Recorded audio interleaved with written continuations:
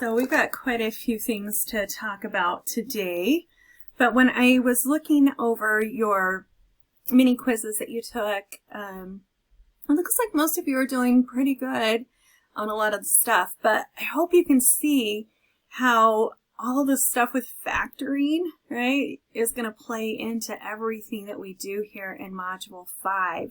So if you are struggling with that, then make sure that you come and talk to me. Let me help you with the factoring. I hope you really get that down, because that is one of the most important skills that you learn in this class, because you're going to need that in other classes as well. And so understanding that could be really good.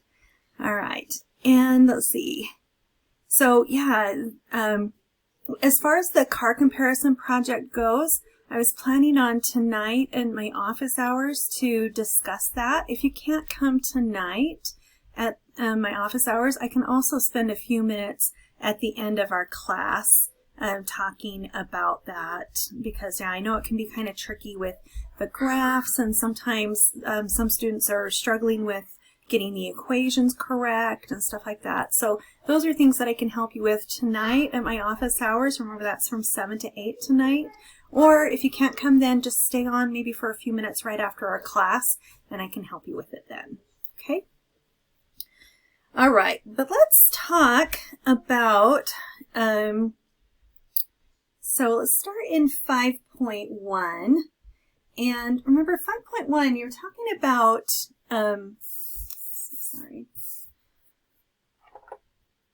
talking about multiplying and dividing rational expressions. So, I want to talk about rational expressions and make sure that it's really clear what I mean by that, because sometimes it's just kind of confusing, right? What do I mean by rational expressions? Whoops, I didn't want the ruler. It looks kind of cool, but don't need that. So whenever you see the word rational, you should be thinking fraction. Okay? So rational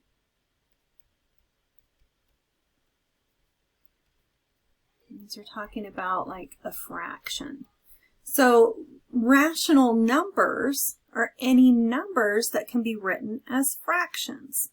Right? So like, 1/3 is a rational number.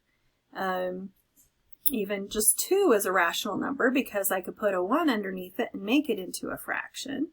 Right? If I had, the number 0.666666, right? Repeating, right? That's also rational, because that's the same thing as the fraction 2/3, right? So anything that can be written as a fraction is considered rational, right? So understanding that terminology is really important. So when we're talking about rational expressions, that just now means not only do we have numbers in the fractions, but we also have variables in those fractions, okay? And so we're going to be talking about how to simplify these rational expressions, understanding the domain and range of these rational expressions. And so let's look at, I think sometimes that the domain and range, understanding those can be a little bit tricky. So if I give you, I'm going to give you an expression here, and I want you to find the excluded values. Right? So here's my expression. So 3x squared plus 2x minus 1, all divided by x to the third minus 2x squared minus 3x. Okay, so can somebody help us remember, what do we mean by excluded values? That make a 0 in the denominator. Yeah, so any number that's going to make the bottom 0, right? 0 in the denominator. So the easiest way to figure that out would be to factor the denominator, right? So let's go ahead and do that. So this is where, you know, your skills from factoring in Module 4 come in handy. Well, I see first of all that there's a greatest common factor of x that can come out of everything. So I'm going to go ahead and take that out first. That leaves me with x squared minus 2x minus 3. Okay, and then if I keep factoring it, all right, this trinomial, all right, since the leading coefficient's 1, I know I can go straight to hippobutts here. And so x times x is x squared. What times what is negative 3? That adds to be negative 2. That'd be a negative 3 and a positive 1, right? Now, so at this point, we would set each of those, or each of the bottom parts, you know, each of those factors equal to 0. So I have x equals 0. I've got x minus 3 equals 0. And x plus 1 equals 0. And I guess really I'm saying that I don't want them to equal 0, right? They're not equal to 0 because I'm trying to figure out which values they can't be, which ones are excluded from the domain. So if I solve this middle one by adding the 3 over, I'll see that x cannot be 3. And here, x cannot be negative 1, and I already didn't have to solve anything there to see that x cannot be 0. So I have 3 excluded values here, right? It can't be 0, can't be 3, can't be negative 1.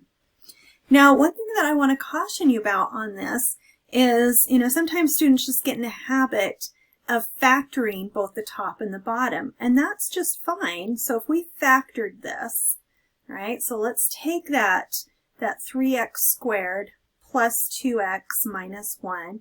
And remember, we talked about so many different ways to factor, and I really don't care the way that you choose to factor it, just that you know a way to do it, right? So remember, one way was I could multiply my first and my last together. So what multiplies to be negative 3, that adds to be positive 2, right? And so that would be 3 times negative 1, right? And so those are kind of but I can't go straight to hippobutts on this, and that's what a lot of people try and do here, right? Remember that I either from here have to make a 4-term, you know, polynomial, and then do factor by grouping, make a 4-term, do the box method, or if I did the synthetic, remember that going to take what my values were there, that 3 and negative 1, and then I just need to give it like this. So here are my x's, and then do some reducing here. So this is x plus 1, and in my other one, 3x minus 1. Okay. And so that's what these would factor to be. So like I said, I'm not going to spend too much time on the factoring part of it this time. I'll give you some time, to practice on some of these to see how you want to do it, because like I said, there's a lot of different ways you can factor, and everybody's brain kind of has a different way that they prefer, and that is just great. Okay, but this is the thing that I wanted to point out to you here, is that sometimes students, they'll factor both the top and the bottom, but then notice on this one that these factors are the same, the x plus 1 and the x plus 1, and so then they divide those out, right? And they forget, like they divide it out before they figure out the excluded values.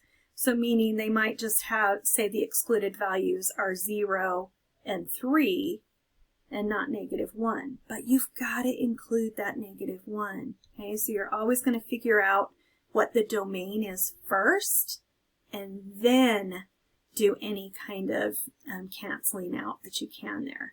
So if you were asked to simplify this, this would be the simplified answer, right? But these are the domain, these are the excluded values on that domain. So in a question that says find the excluded values, we don't even need to do anything with the numerator. You don't. Nope. If that's all it says is just find the excluded values, I wouldn't even mess with the numerator. Sometimes they'll say find the domain and, and simplify it. And so then that's where you have to remember, okay, I've got to find the domain first before I do any of my simplification. Because that domain doesn't change even though those factors cancel out. Okay? And also, sometimes they ask you to write it in interval notation as well.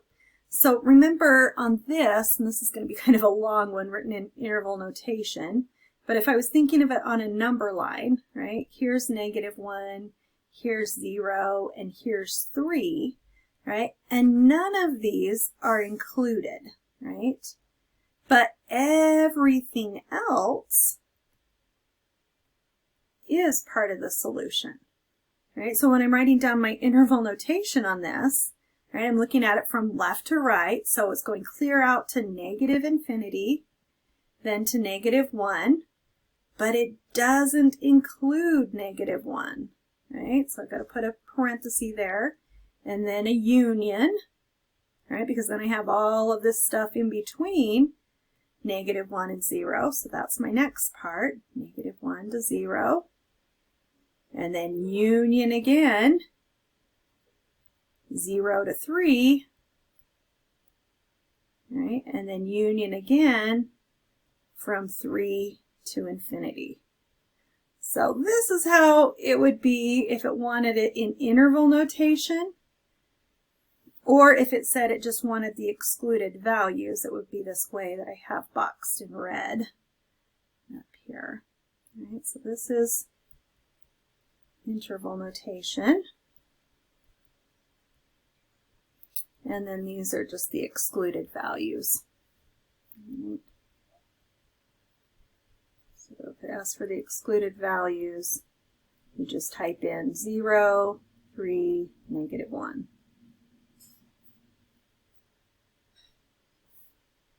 Okay. All right, questions on that so far? To cover a few different things that you'll see on different questions in this example. Right? But factoring is going to be key to a lot of what you're going to be doing. Right? All right, so I want you guys to try this next one. So I'm going to ask you two different things to try on this one. Right? So I want you to find the domain, right? And so I want you to write that in interval notation. Oops.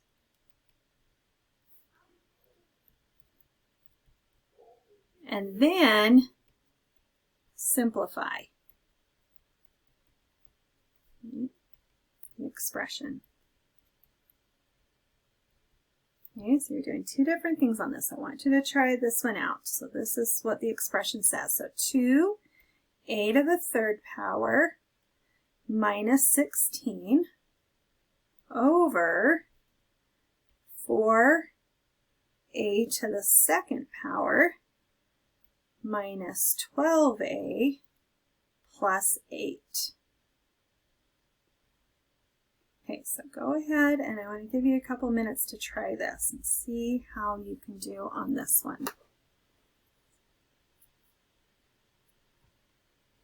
All right, look and see if that's what you came up with after you factored it.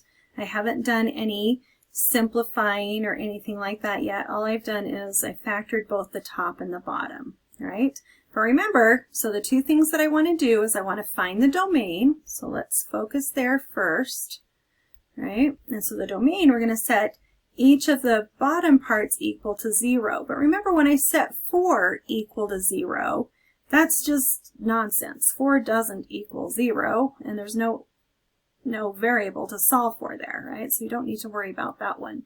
But then you have the a minus 2 can't equal 0, and the a minus 1 can't equal 0. So that means that A cannot be 2 and A cannot be 1. Right? So those are our excluded values if it asks for it that way, right? But how would we write that in interval notation, since that's what I'm asking for here? Can somebody unmute yourself and just tell me how you would write that?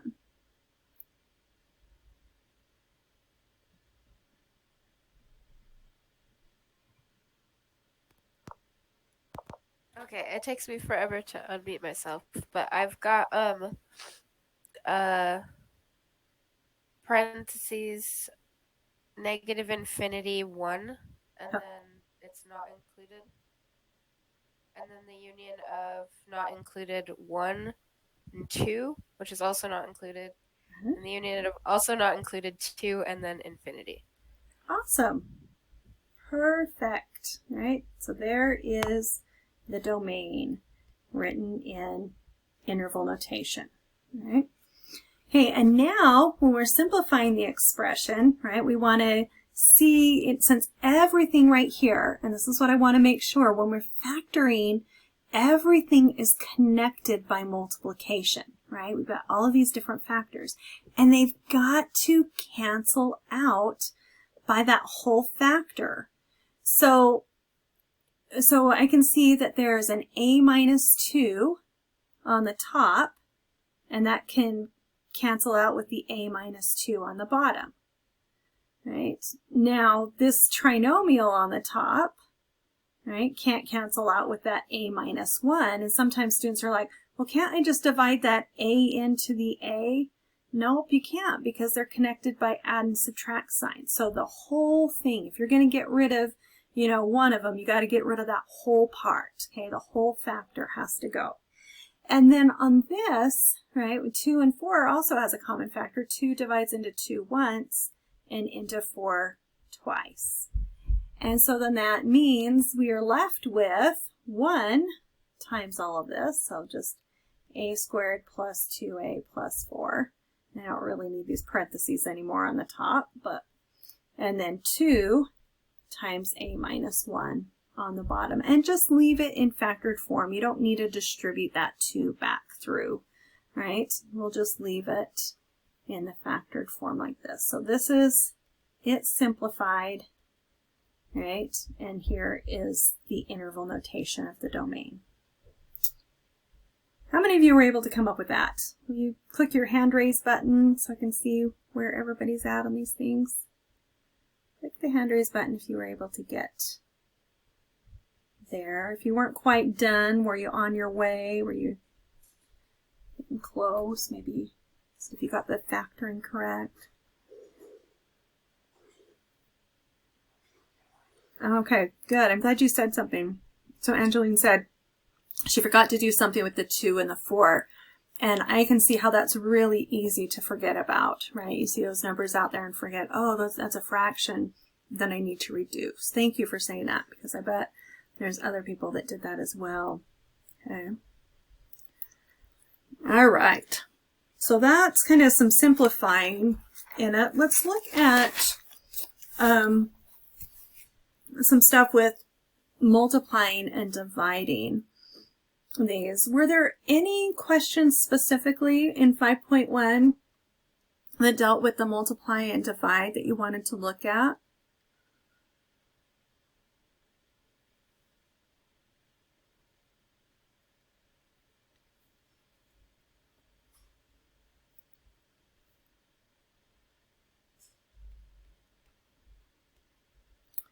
And just a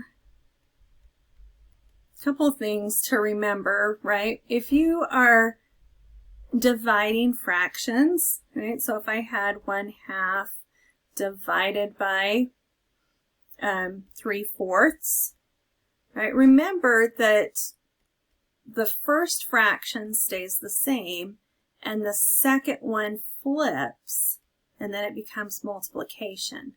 So that idea doesn't change now that we have, you know, variables and stuff in our expression. We still are going to do that same thing. So if it starts out with division make sure that you remember to flip that second fraction, all right? And then you can reduce it from there and multiply it all together, okay? Let's try one like that just to see how everybody does with it. So if I have x squared minus x minus 6 over x squared plus x minus 6 divided by x minus 3 over 4x minus 8. Okay, go ahead and take a few minutes. I want you to try this one. Okay, so remember it's starting out as division. What do you need to do there? And so when we're adding and subtracting fractions, right, these rational expressions, we need to make sure we have a common denominator, just like we would if we just were, adding and subtracting fractions together. So I want to just have you look at, I want to relate this back to maybe something that you're more familiar with. So if I said 3/4 plus 2/3, right? I'd have to find a common denominator so that I could add those together. And I can always find a common denominator by multiplying the two denominators together, right? So if I did 4 times 3, that would give me 12. And 12 would be my common denominator. So I'm going to write this as blank over 12 plus blank over 12. And then I want to show you something here because this is going to still relate to what we're going to be talking about when we have variables in here as well, right? So I'm looking at this 4 and saying, well, what do I need to multiply it by to get it to be 12?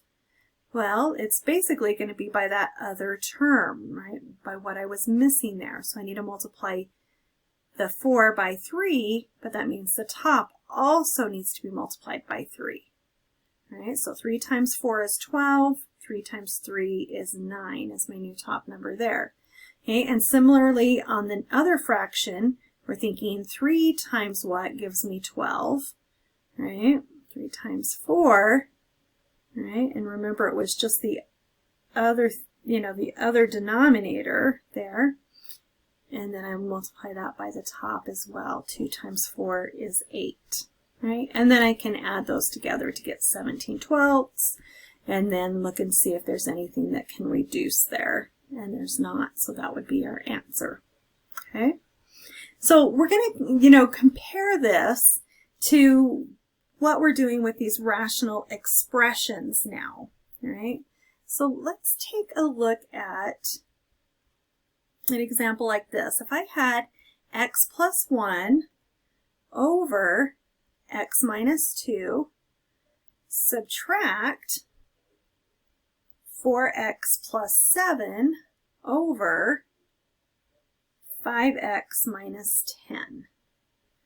Right? So I look at this and I say, okay, my denominators are not the same, right? But how can I get them to be the same? So can somebody tell me where you think it would be a good place to start in order to figure that out? How do we figure out what our common denominator is? What do we need to do first? I would factor out the 5. Yeah. So let's make sure that you're looking at this and that everything is factored that can be factored. And notice that we could take, factor a 5 out there, and that will leave me x minus 2, right, when I do that. All right, and so now when I'm looking at my denominators, I'm like, okay, well, this one says x minus 2. This one's 5 times x minus 2. So I can see that I could make them both the same if I multiply this other denominator by 5, right? But if I do that on the bottom, then I also need to do that on the top. Actually, I'm going to put it in parentheses here because the 5 has to go through to everybody. All right, so my new denominator, right, my common denominator that I found here was 5 times x minus 2.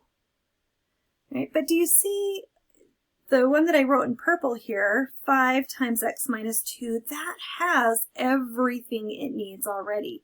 I don't need to multiply the top by another number because it has everything. Where this, on this other side, this x minus 2, we had part of it, but then we need to multiply it by 5 to get it to look the same, right? So if I do that to the top, or bottom, I need to also do that to the top. All right, so let's go ahead and distribute that 5 through. So that would give me 5x plus 5. And then right here, I want you to look at something and be really careful. This is saying subtract all of this, which is really like there's a -1 here that needs to be distributed through. And so when you're having a subtract, that's really meaning, okay, you've got to distribute through a -1 to both of those terms. And when I do that, I get -4x minus 7. Okay. And then I can combine my like terms together. So let's see, 5x minus 4x is just x. -7 plus 5 is -2. And then I still have 5 times x minus 2 on the bottom.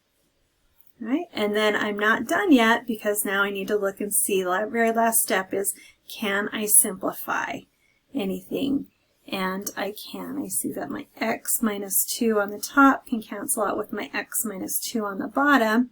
So what does that mean I'm left with here? What would my answer be?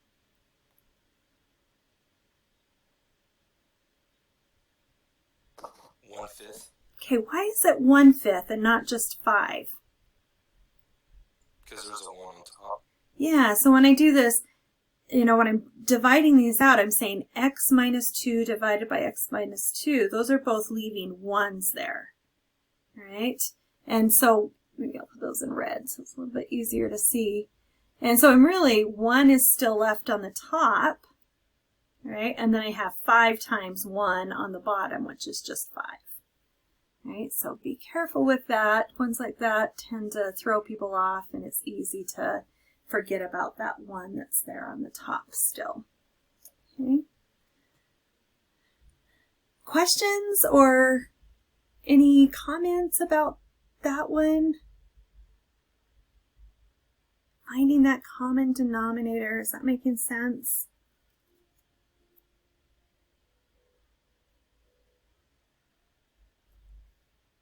Okay, let's have you try this one.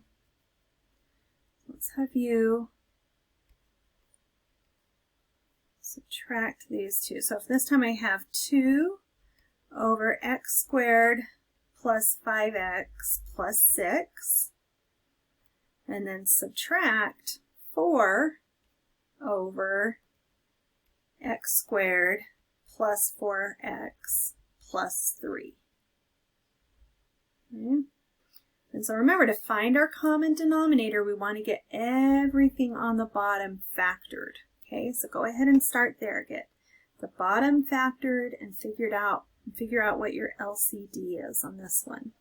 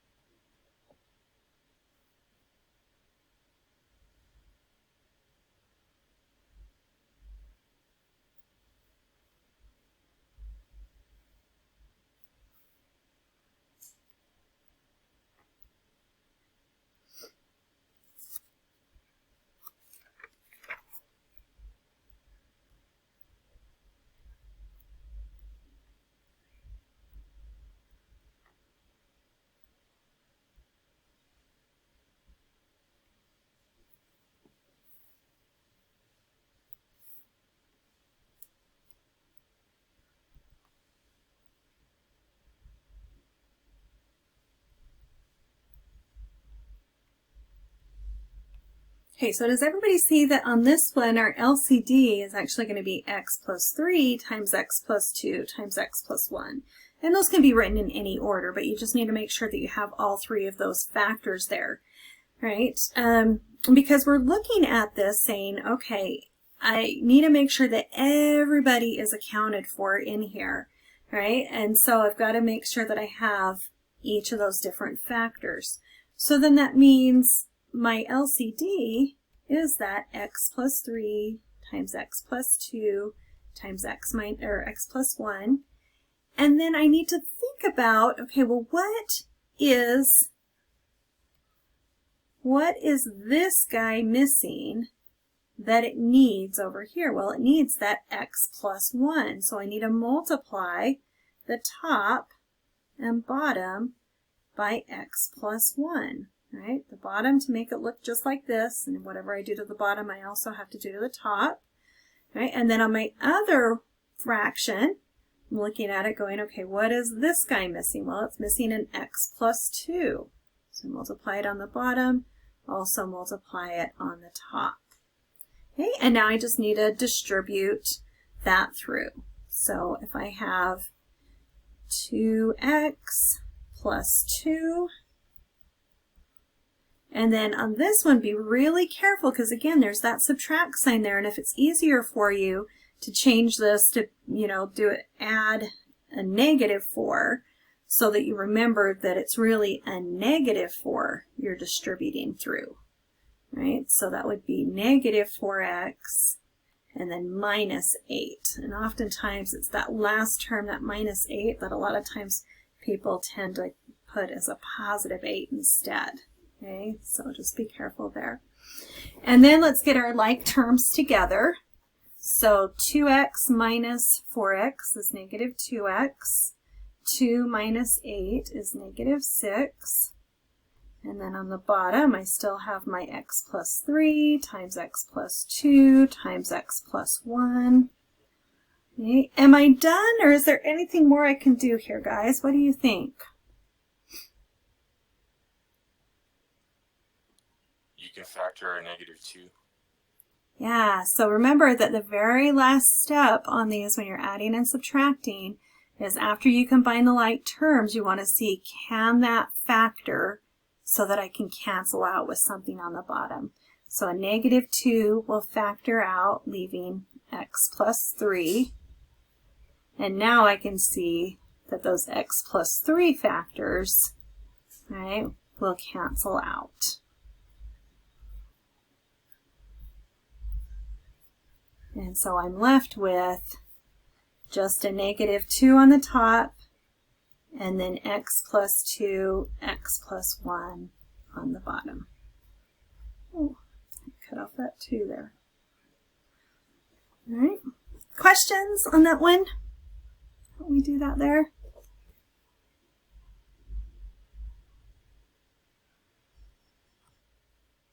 All right, let's look at complex fractions now. That's what 5.3 is about, and I really don't like the name that they use. I mean, complex fractions make it sound like it's really difficult, and really all it means by complex fractions is that there's fractions within a fraction.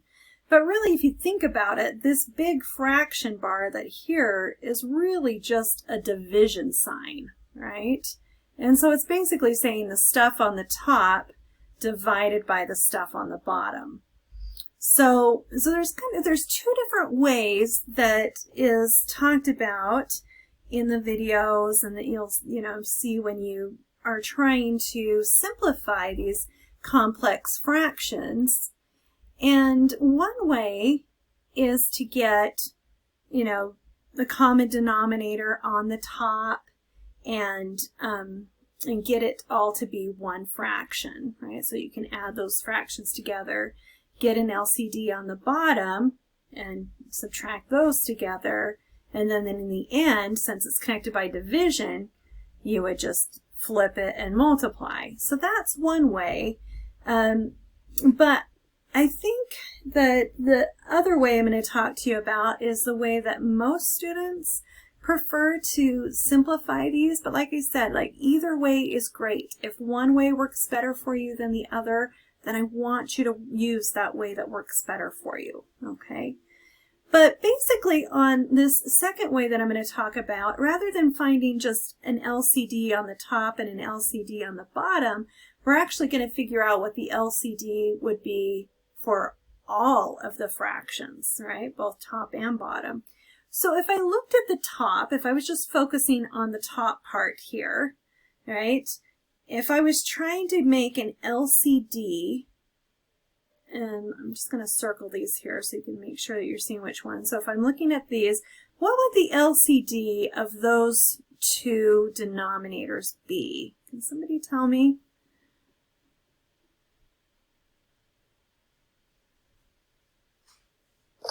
Z squared y. Yeah, so z squared times y. Because notice that in order to make these the same, right, I could multiply the z squared by y, and I could multiply this other one by a z, right? And so that would make them both the z squared y, okay? But that's just to kind of help you see what is happening there. But let's look at, let me just see. Let's look at the bottom down here. Do we get the same thing? So what about if we look at here? What would our LCD there be? So this one has a z, so that means both of them need a z. This one has a y squared, this one only has a y, but if I times that by another y, it would be y squared.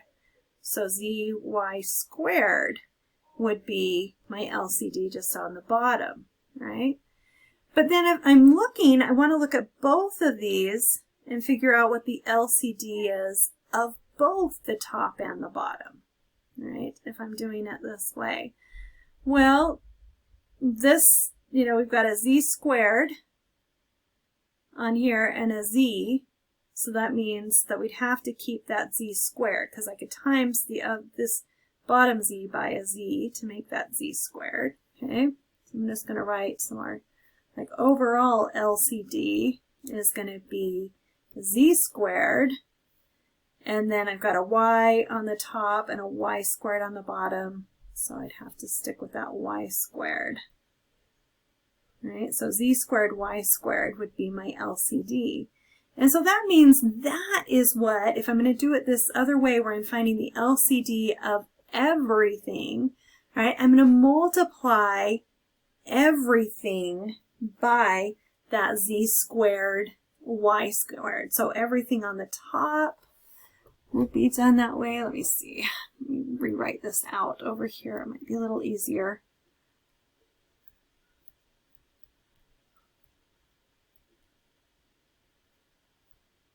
So I'm going to multiply the whole top part, right, by z, well, let me write it down differently. I need to multiply both of these things by the z squared y squared. So I'm going to actually, you know, use this to multiply the first one and then the second one, okay? And then I'm just going to simplify what I have here. So I haven't done anything with the bottom yet. I'll come back to that in a minute. But I'm just kind of focusing on the top part first. So I see here, this is kind of like, I'm going to put them over 1, so maybe it's a little bit easier to see. But look at my z squares. I've got a z squared on the bottom that will cancel out with that z squared on the top. I've got a y on the bottom that will cancel out with one of the y's on the top, and a z on the bottom that will cancel out with one of the z's on the top. Okay, and so let me get to this part and then I'll take your questions that we have here. And so now I'm just multiplying these guys together. So 3 times y squared is 3y squared, and then 2, right, times yz is plus 2yz. Okay, and that's what I have so far for the top. Okay, questions on that so far? I know sometimes when I know these complex fractions, they look ugly, they get a little messy, but it's just kind of following things step by step too, and then just, you know, and asking yourself, you know, just like, okay, why is this the LCD of the bottom? Well, I need to make sure that everybody's accounted for. Well, why is this the LCD of the whole thing? Because again, I looked at both of the LCDs to see what I needed to have for everybody. Okay. All right, now let's do that same thing then on the bottom. Okay, so let me give you a chance to do that. So we're going to take this 4 over zy squared and multiply it by the LCD, again, which is that z squared y squared. And then also we have, whoops, it should be minus there, minus 1 over y, and multiply that by the LCD.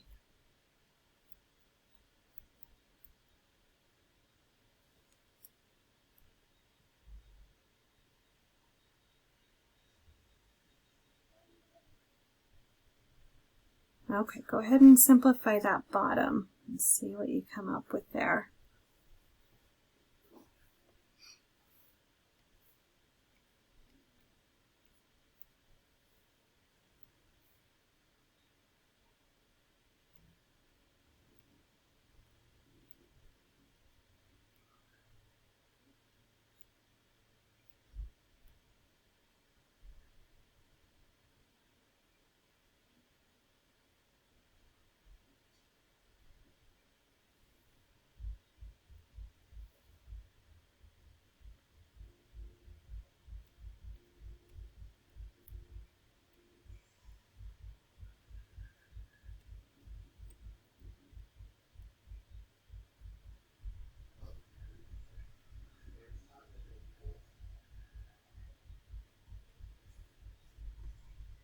Okay, is that what you guys got there? So you should have gotten the 4z minus y times z squared. And then remember that last step that you should take is try and factor anything so that you can see if anything will cancel out. Right? And all I can do as far as factoring goes on this one is I can see that there's a common factor of y on the top. So when I factor out the y, I'm left with 3y. And on the second term, I factor out the y, I'm left with plus 2z. Right? And then on the bottom, looks like a z is the only thing that can come out there. And then that will leave me with 4 minus, I've got a y and a z left. Right? Remember, I'm dividing both of those by z. So that leaves me a yz. Right? And when I look at this after it's in factored form, nothing will cancel out, but you always want to try to factor it to see if it will. And then you can just leave your answer this way. It should accept it both ways, but unless it says specifically to put it in factored form. And that's the way you're going to want to keep it, because with what we're going to be doing next with these, it's going to be easiest to have these in factored form. Okay. There are questions there I can clarify or answer for you? Yeah, I have a couple questions actually. Sure. That's all right. Yeah. So like yz squared, like I had wrote it as z squared y, so That's the best fine. thing to do is to do it in alphabetical order. It is, but it still Okay. will still be correct. Okay. Yeah, but yeah, just tradition, you know, in math, we just write our variables in alphabetical order. But Okay. And then my second question was on some of the homework problems, like if you like for example, like you were just saying about factoring that down, it would mark it wrong. if you kept it in this factored form? Yeah. Interesting. Yeah, so that's what I was going to ask, because like obviously you want to reduce it all the way. Yeah. So how did they want it on the homework then? What which version? you would have to do the 3y squared plus 2yz over 4z minus yz So squared. he's saying if it doesn't say, if there's nothing there that can cancel out, that you should go back to this form. Because nothing else will, even though they're equivalent fractions on the, you know, like on tests or whatever, if you left it this way, I would give you full points. But, Okay. you know, on these, they just don't, I mean, it's a computer. It can't think about, you know, that those are actually the same answers. You have to put in that it would accept both of them, and it sounds like they don't have it written that way to accept both of those answers. So that's good to know. Thank you for letting us know that, David. So put it in this form if nothing else will factor down. Okay, good questions and good clarification there. Thank you. All right, and I know these complex fractions, like I said, they get messy and they look messy, you know, but it is just kind of taking some time with it. So let's try another one, and I'm going to have you guys try this one. Oops. So if you're asked to, they're always going to say to simplify. All right. And what if we have this time? So 5 minus 6 over x minus or plus 3 all over 7x over x plus 3 minus 2. So go ahead and take a couple of minutes and see what you can do to simplify this one.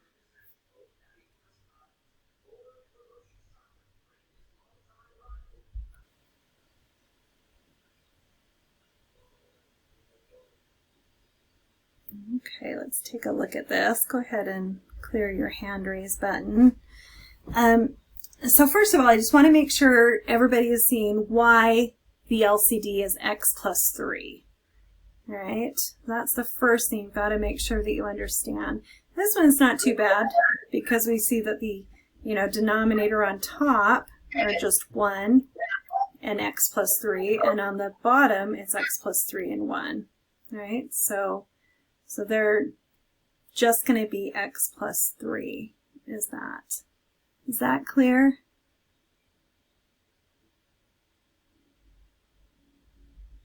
And then let's go ahead and multiply, remember, every single part by that x plus 3.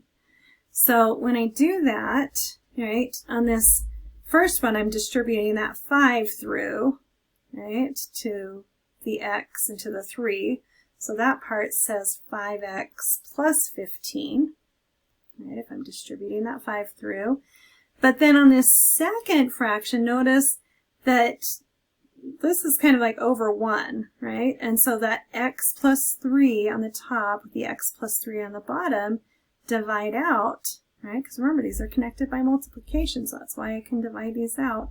And so then all I'm left with is that minus 6. The other parts canceled out. Okay, let's keep going. So let's look at the bottom now. So then on the bottom, I can see, all right, well, this would be over 1. This would be over 1, right?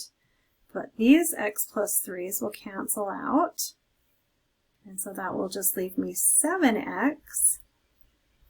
And then here, I have to distribute that 2 through to both of them, and not just a 2, but a negative 2. Right, so make sure that that negative is going through with it. So that's going to be negative 2x minus 6. Right, and now we just need to combine like terms together on the top and on the bottom, and then see if there's anything that can cancel out. So we've got 5x 15 minus 6 is 9, so 5x plus 9 on the top. 7x minus 2x is 5x, and then minus 6. And so, can I cancel out these 5's like this?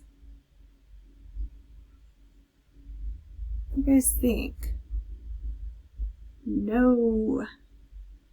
I want to see like a no in capital letters with a lot of O's. No. Okay, because remember it's connected by add and subtract. And we can only divide things out, right? It'd have to be the whole thing. You know, that 5x plus 9 and that 5x minus 6 would have to be exactly the same for them to divide out. We can't just do that on one part of these. Okay, so that does not work. Let me kind of get rid of that. So I don't think that's the answer. All right, so this is our final answer. Thank you, Angeline. No. Okay. Cannot cancel those. But it's so tempting. You get like so used to like wanting to cancel things out. You get kind of cancel crazy and you're like, ooh, I can cancel here and here and here and here. And then students start to try and do that. Okay. But remember, you can't cancel things that are connected by add and subtract. It has to all be connected by multiplication. Right? Because we're dividing things out. When we're canceling, we're really dividing. And so better to use the word dividing out. Okay, let's look at one more here, because sometimes these complex ones people get a little bit iffy on, right? But, so here's another one. So we need to simplify. Let's try this. So 1 plus 11 over x plus 18 over x squared, all divided by 1 plus 9 over x. Ooh, right. Okay, try that one.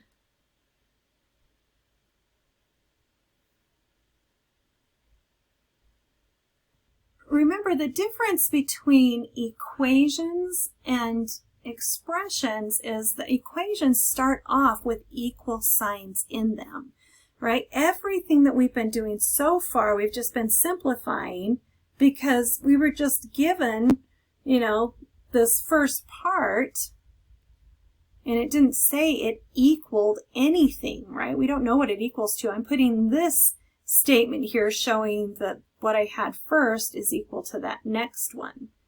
But when it's an equation, they start off and tell us what that expression is equal to, right? And so that's when we can solve something like that.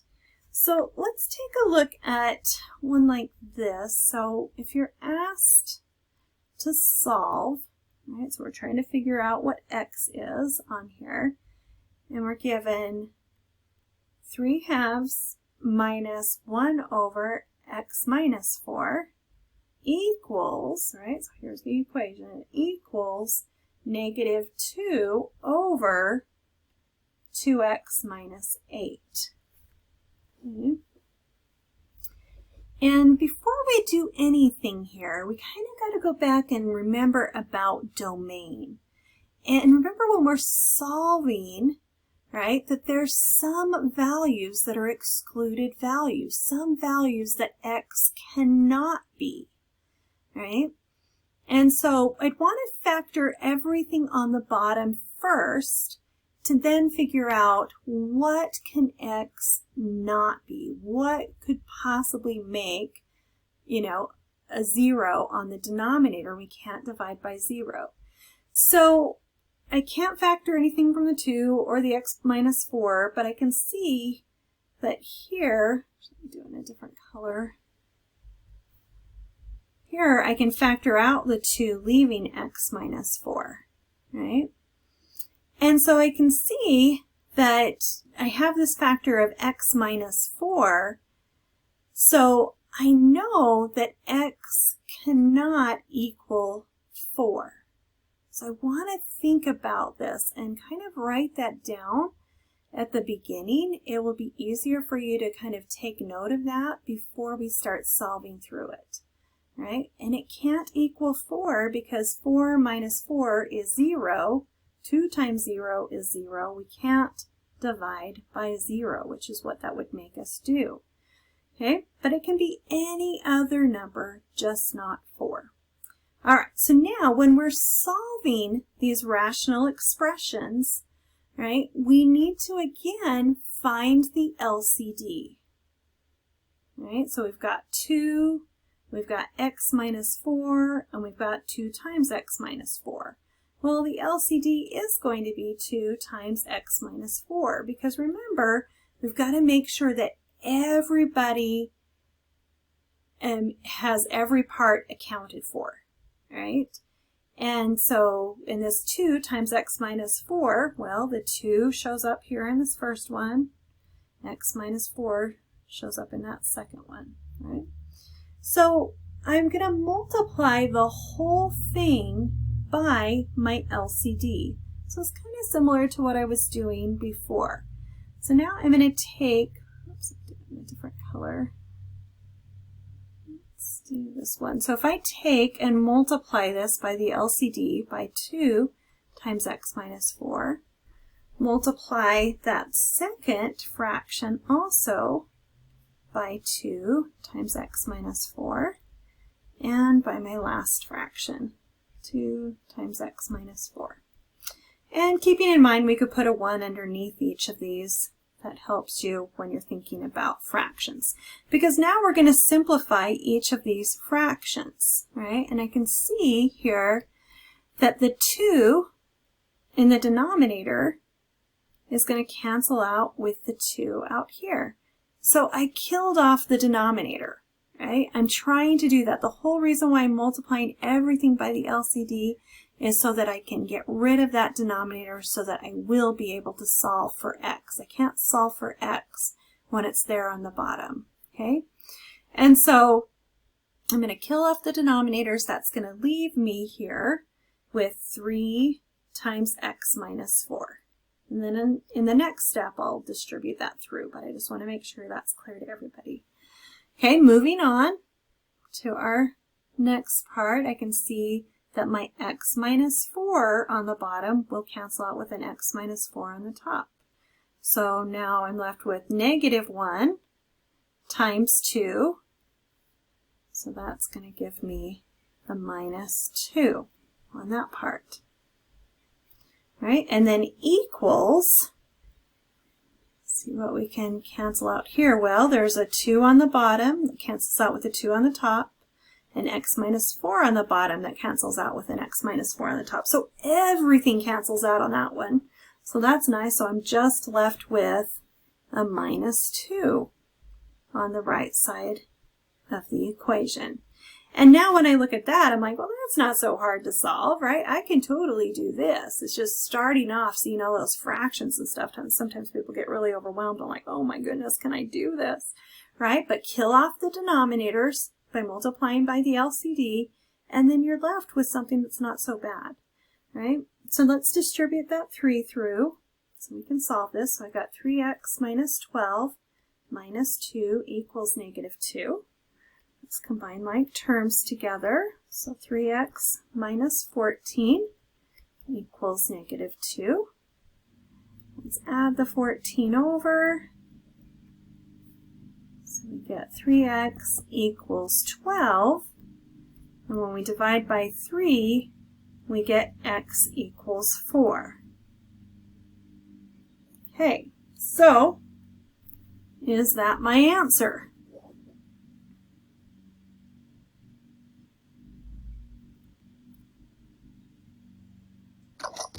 No, because x can't equal 4. Right. So we got to go back and remember what we were thinking about at the beginning, right? There's certain values that don't work, and this happens to be one of them.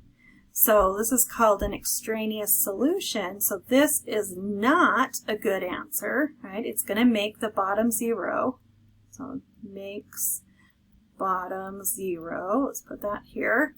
Right? So our answer is does not exist, or no solution. Right? There is no answer on this. The answer that we came up with doesn't work because it's going to make us divide by 0. Questions on that? I help clarify something more there.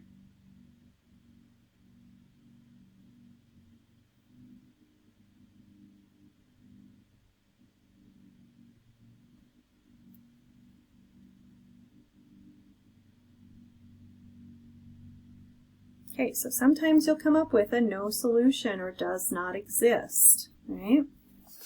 All right, let's take a look at this next one and try this one.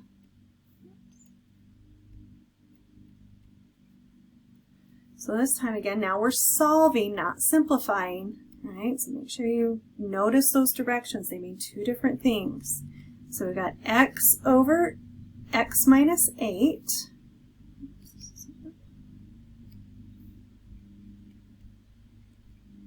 plus 1 over x minus 2 equals negative 10x minus 22 over x squared minus 10x plus 16.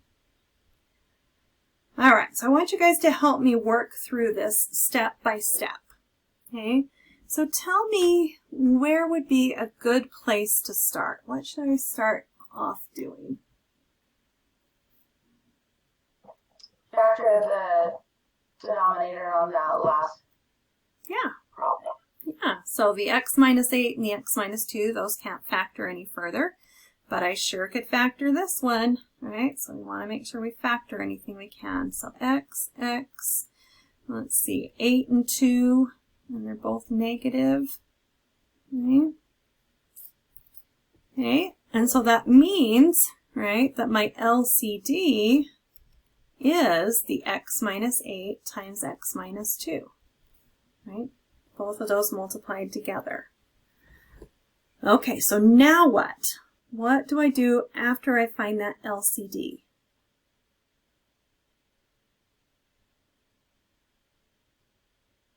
You gotta clear out the denominators. Yeah, we want to kill off the denominators by multiplying by the LCD, right? So I'm going to multiply this by x minus 8 times x minus 2.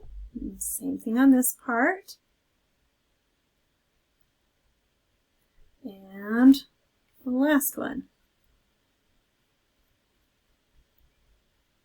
All right. Okay, and now we can kill off the denominators. Right, so x minus 8 cancels out with that x minus 8, x minus 2 with that x minus 2, and then on here, both of them, right, cancel off. And notice there is no denominator left. That's what I'm trying to do, right? When I'm solving these with fractions, I want to kill off those denominators so that I can solve these. But what am I left with here? Well, I'm left with x times x minus 2 plus 1 times x minus 8 equals, there's nothing left there to multiply this last one by, so it just equals negative 10 minus 22. All right. Okay, now what do I do from here to solve this?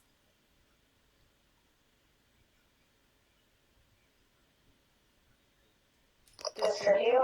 Yeah, so let's take that x and distribute that through.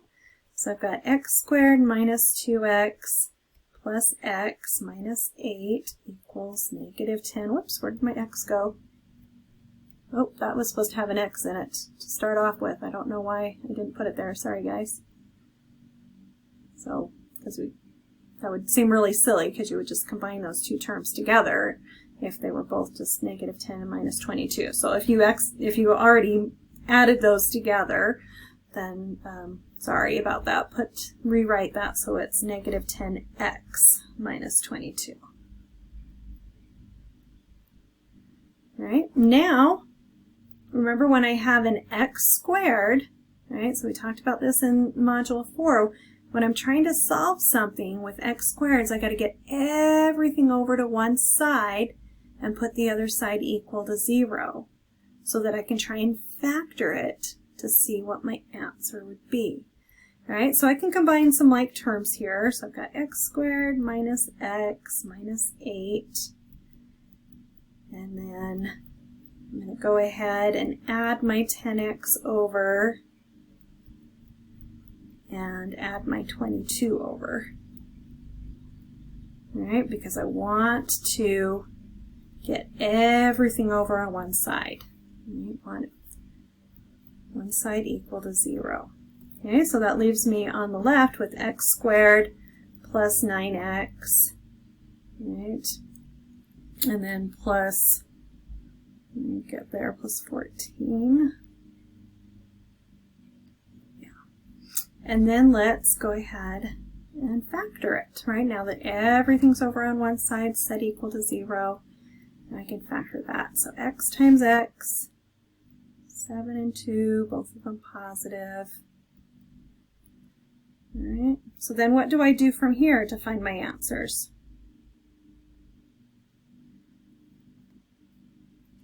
Set each of those to 0 and solve. Yeah, right, so since I know this first factor equals 0, or the second factor equals 0, I set them both equal to 0 and solve it. So here, when I subtract 7 over, I get x equals negative 7, and here x equals negative 2. Okay, and are both of those good solutions? You should have written that down at the start here. Which two numbers wouldn't work? Like what makes my denominator 0 in the very, in our very first problem? We talked about up here. 8 and 2. Yeah. So x cannot equal 8 and x cannot equal 2. Right? But did we get either of those answers? We got a negative 2, but that's not 2, so that's a perfectly good solution. And this isn't one of my excluded values either, so both of these would be my answers. And you just write them in, just